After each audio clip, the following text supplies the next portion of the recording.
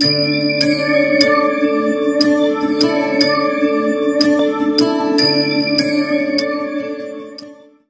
দর্শক বন্ধু, আমি শ্রী সুমন চন্দ্র আপনাদের সকলকে স্বাগত জানাই। আপনারা দেখছেন আপনাদের প্রিয় চ্যানেল স্পিচ অফ অ্যাস্ট্রোলজি। আজকের এই ভিডিওটি অবশ্যই একটি গুরুত্বপূর্ণ ভিডিও। এই ভিডিওটিতে জানবেন মঙ্গল ও রাহুর 18ই মে একই ডিগ্রিতে আসার কারণে অঙ্গারক দোষের প্রভাব আরও জোরালো হচ্ছে, যা 18ই মে থেকে পরের 2 সপ্তাহ অর্থাৎ 31শে মে পর্যন্ত আপনাকে বেশ কিছু নেগেটিভ ফল প্রদান করতে চলেছেন।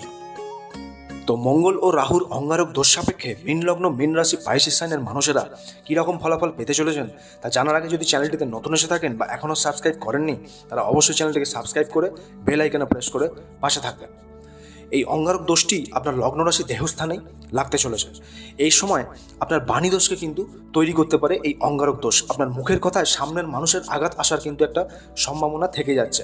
এ সময় আপনার মাথার উপর রাহু মঙ্গল এক হয়ে বেশ কিছু সময় উগ্র ভাবধারাকে কিন্তু আপনার তৈরি করবে। আপনি সামনের মানুষের জন্য ভালো কিছু ভাবতে গেলেও তাতে তার খারাপগুলো আপনার বেশি করে কিন্তু চোখে পড়বে। এ সময় মঙ্গল আপনাকে অত্যাধিক শান্ত থাকার ইঙ্গিত দিচ্ছেন। যদি না পারেন তাহলে কিন্তু কিছু ভুল কাজও আপনার দ্বারা সম্ভব কিন্তু এই সময় হতে দেখা যাবে, যা পরে গিয়ে আপনাকে কিন্তু আফসোস করাবে। এ সময় অর্থনৈতিক লেনদেন বুঝে শুনেই কিন্তু করবেন।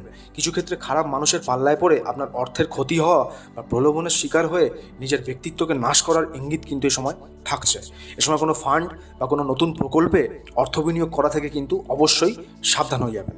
এ সময় নিজের মেজাজ আপনারা সঠিক রাখার চেষ্টা করবেন। অনেকগুলো নেগেটিভ পথের সাথে সাথে আপনার জীবনের পজিটিভ পথকেও কিন্তু আপনি খুঁজে পাবেন।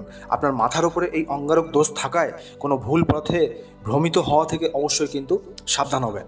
রাহু আপনাকে ডেসপারেট পথে নিয়ে যাওয়ার চেষ্টা করবে, কিন্তু আপনাকে এক্ষেত্রে রাহুর পথে না চলে লগ্ন রাশির মালিক গুরু বৃহস্পতির পথে চলতে হবে। মাথায় রাখবেন, আপনি হলেন বৃহস্পতির একজন মানুষ। এ সময় লয়ালিটি কিন্তু আপনার জন্য বেস্ট হবে, এটা অবশ্যই মাথায় রাখবেন। এক্ষেত্রে আপনার যে কাজে দক্ষতা আছে সেই নিয়ে অবশ্যই কিন্তু কাজ করবেন।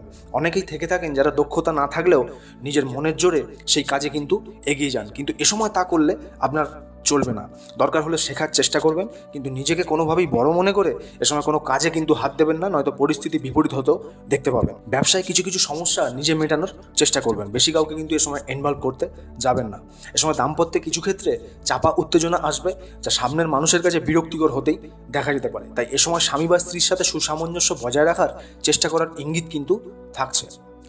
তো মিনের দর্শক বন্ধু, এ সময় আপনারা এই অঙ্গারক দোষ থাকাকালীন যে কোনো দিন কিছু পাখি বা মাছেদের খাবার খাওয়ান, কোনো দুস্থ মানুষকে নারিকেল বা কালো ছাতা দান করুন।